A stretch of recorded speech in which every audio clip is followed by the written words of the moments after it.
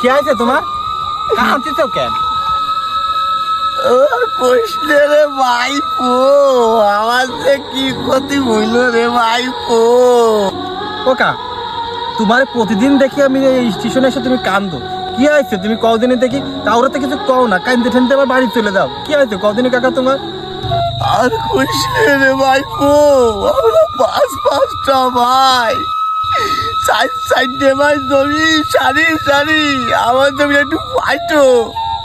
সেই দিন শুনি রেল লাইন আসতেছে, ওকে জমিটার মধ্যে রেল লাইনটা গেল, পুরা কোটি কোটি টাকা পাইলো, আর আমার জমিটা মুখ থুমড়ে মইল। তাই আমি তোরে কই, ওদের লাইন তুই যদি একটু আমার জমির পথে যাতি, তোর কি মেলা ক্ষতি হয়তো।